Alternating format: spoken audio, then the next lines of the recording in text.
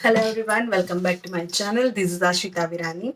और आज का जो वीडियो है वो कंडीशनल ऑफर लेटर और अनकंडीशनल ऑफर लेटर क्या होता है, इनके बीच में क्या डिफरेंसेस है। तो बहुत सारे बच्चों के दिमाग में एक क्वेश्चन होता है कि हमारा अनकंडीशनल आया है तो क्या हमारा इंटरव्यू यूनिवर्सिटी कंडक्ट करेगी या नहीं करेगी, हमारा एम्बेसी इंटरव्यू होगा या नहीं। तो ये सारी चीजें, ये सारे क्वेश्चन सबके दिमाग में होते हैं, इवन मेरे दिमाग में भी थे। तो आज मैं आपको बताने वाली हूँ कि अनकंडीशनल ऑफर लेटर क्या होता है और कंडीशनल ऑफर लेटर क्या होता है। अनकंडीशनल ऑफर लेटर में भी हिडन कंडीशंस होती है जो आपको अ, कई बार पता नहीं होती, बट वो कंडीशंस हमें फुलफिल करनी होती है as per the university guideline. University की क्या रिक्वायरमेंट है उस हिसाब से। और उससे पहले अगर आप मेरे चैनल पर नए हैं तो please subscribe my channel, because इस चैनल पे मैं बहुत सारे वीडियोस ऐसे लेके आती हूँ जो स्टूडेंट्स यूके आने वाले हैं उनको हेल्पफुल होते हैं। उनके लिए काफ़ी चीज़ें, इंफॉर्मेटिव बातें जो होती है वो मैं अपने वीडियो कंटेंट के द्वारा आपसे शेयर करती हूँ।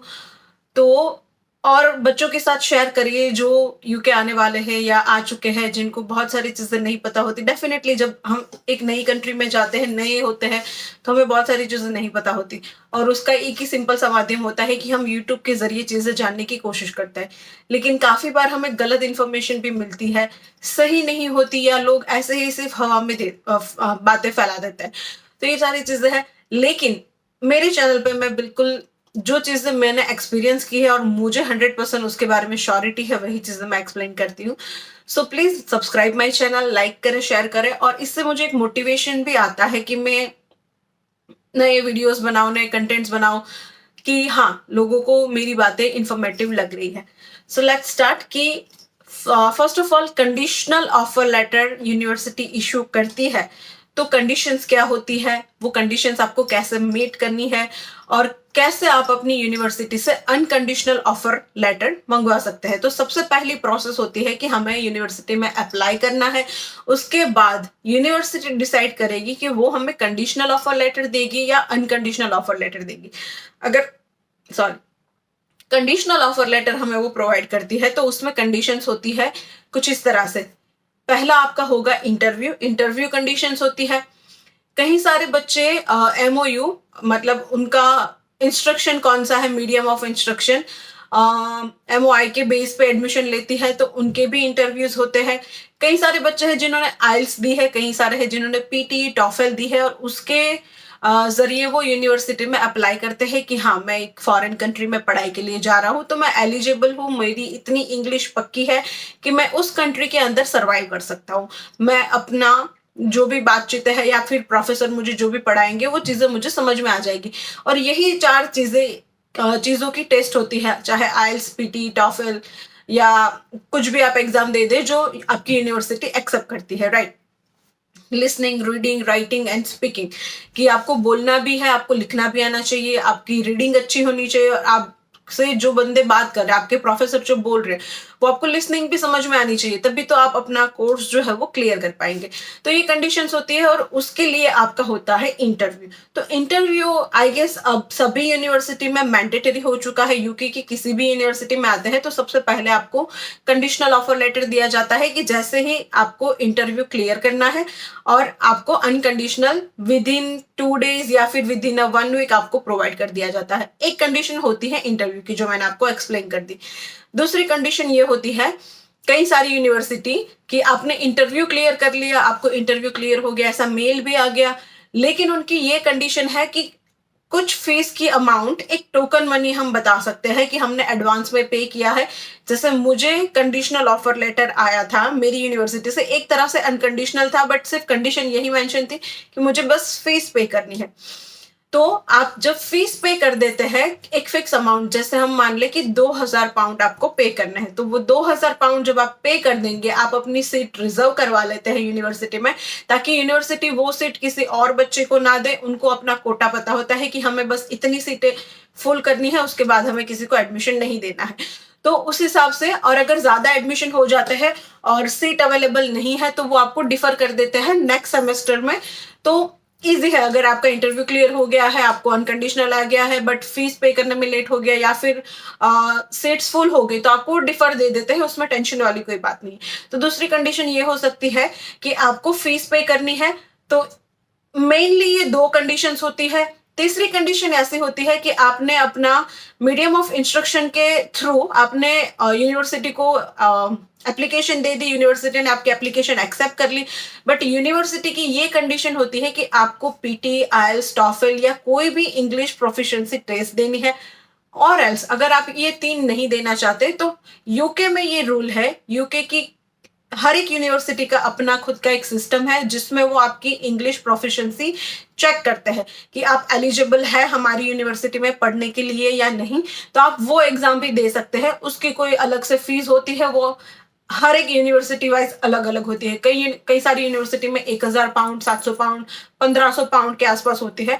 तो मैं ये सजेस्ट करूंगी कि उससे बेटर है हम आईएलटीएस, पीटी या टॉफल दे दे, जो हम इंडिया में सिर्फ 15,000 में दे सकते हैं। तो ये तीन कंडीशंस है। अगर इसमें से कोई भी कंडीशनल लेटर आपको आया है तो कंडीशनल लेटर के बेस पे आपका कैश इश्यू नहीं होता है। तो डेफिनेटली आपको अपना ऑफर लेटर है वो अनकंडीशनल कन्वर्ट करवाना पड़ेगा। अगर इंटरव्यू की कंडीशन है तो आपको इंटरव्यू देना है। अगर आपको आईएलटीएस या पीटी या टॉफल उनको देना है तो वो उनका रिजल्ट सबमिट करवाना पड़ेगा। अगर उन्होंने ये कंडीशन रखी है कि इतनी फीस पे कर दे फिर हम आपकी सीट रिजर्व कर देंगे, तो उस कंडीशन में भी ये आपका कंडीशनल ऑफर लेटर होता है। जैसे ही आप सारी कंडीशंस फुलफिल कर देते हैं, आपने अपने जिस भी एजेंट के थ्रू फाइल लगवाई है, खुद फाइल लगाई है, तो आप यूनिवर्सिटी को मेल कर सकते हैं कि मेरी ये कंडीशन फुलफिल हो गई है, तो आप मुझे अनकंडीशनल ऑफर लेटर प्रोवाइड करें ताकि मैं अपना कास्ट फॉर्म जो है वो फिल कर सकता हूँ। और उसके बाद यूनिवर्सिटी आपको कैश लेटर इशू करेगी और कैश लेटर आने के बाद आप अपना वीजा स्ट्रेट फॉरवर्ड लगा सकते हैं। अब अनकंडीशनल ऑफर लेटर ऐसा होता है कि आपने सारी कंडीशंस पहले से ही फुलफिल कर रखी है। मतलब आपके एजेंट को पता था कि इस हिसाब से सारी चीजें होनी है। तो मेरा जो है वो अनकंडीशनल ऑफर लेटर आया था एक और यूनिवर्सिटी से, बट हिडन कंडीशन जो थी वो इस तरह से थी कि अनकंडीशनल तो ऑफर लेटर आ गया, मुझे अपने कास्ट के लिए जो डिपॉजिट अमाउंट है वो पहले ही पे कर देना है। उसके बाद यूनिवर्सिटी मेरा इंटरव्यू कंडक्ट करेगी और अगर मैं इंटरव्यू पास करती हूँ तो वो मेरा एडमिशन कंफर्म करेगी, अदरवाइज वो मैंने जो फीस पे करी है उसको वो रिफंड करेगी। तो ये थोड़ी आड़ी टेढ़ी कंडीशन लगी मुझे जो अनकंडीशनल में हिडन थी। तो इन चीजों का भी ध्यान रखें। अगर आपको ऐसा कोई ऑफर लेटर आता है, आपको एजेंट बोलता है कि आपको फीस भी पे करनी है, इंटरव्यू भी देना है, ऑफर लेटर आपका अनकंडीशनल भी है, बट फिर भी सारी चीजें कंडीशन में चल रही है, राइट। और जब आपके पास अनकंडीशनल ऑफर लेटर आता है हर तरह से कि कोई कंडीशन नहीं है, ना ही फी पे करनी है, आपका इंटरव्यू क्लियर हो गया, तो ये सारी चीजें कंप्लीट होने के बाद आपका जो ऑफर लेटर है वो अनकंडीशनल कन्वर्ट हो जाता है। उसके बाद आप स्ट्रेट फॉरवर्ड अपना कैश लेटर अप्लाई कर सकते हैं। कैश इश्यू होने के बाद आप अपना वीजा अप्लाई कर सकते हैं। तो अनकंडीशनल ऑफर लेटर होने के बाद आपकी जो रिमेनिंग फीस बनती है या तो आप अपना वीजा रिसीव होने के बाद तुरंत पे कर सकते हैं, या फिर यूके आने के बाद आपकी यूनिवर्सिटी की क्या कंडीशंस है, आपको पूरी फीस एनरोलमेंट के टाइम ही पे कर देनी है।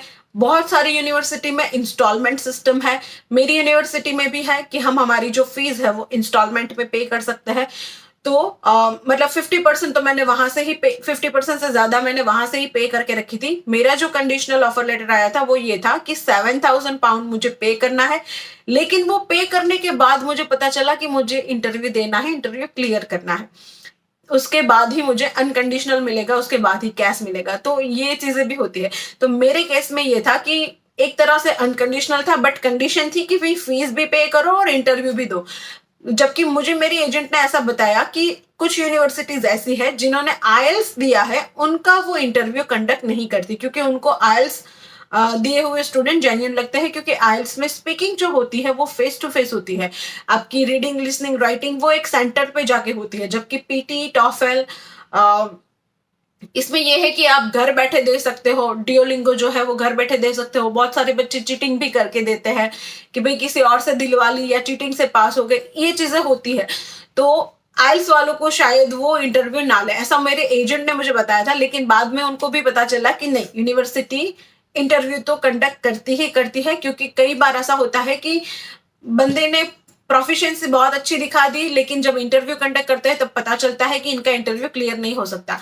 तो ये चीजें मुझे पता चली थी क्योंकि हमारी यूनिवर्सिटी ने एक स्पेशल लेक्चर अटेंड किए, मतलब डिजाइन किए थे कि आपके इस वीक में 2 या 3 लेक्चर होंगे, उसमें आपको प्रिपेयर करवाया जाएगा। तो उसमें बहुत सारे बच्चे थे जिनके इंटरव्यू बहुत अच्छे थे, उनकी इंग्लिश भी बहुत अच्छी थी, स्टिल उनकी जो है इंटरव्यू क्लियर नहीं हुई थी, उनकी इंटरव्यू को रिफ्यूज कर दिया गया था कि आपकी इंटरव्यू क्लियर नहीं है, तो उनको अनकंडीशनल नहीं मिला था। तो ये चीजें हैं। तो अनकंडीशनल ऑफर लेटर रिसीव होने के बाद आप अपना स्ट्रेट फॉरवर्ड कैश अप्लाई कर सकते हैं और उसके बाद वीजा अप्लाई कर सकते हैं। एंड जब वीजा आपको रिसीव हो जाता है तो आप कभी भी यूके फ्लाई कर सकते हैं। उसमें एक डेट मेंशन होती है कि इस डेट से इस डेट के दौरान आपको यहाँ पे एंटर हो जाना है। तो हमारे जो वीजा पे स्टैंप लगता है, जो डेट है वो एंट्री डेट है कि इस डेट से इस डेट तक 3 महीने का टाइम होता है। इन 3 महीनों के दौरान आपको यूके में एंटर हो जाना है।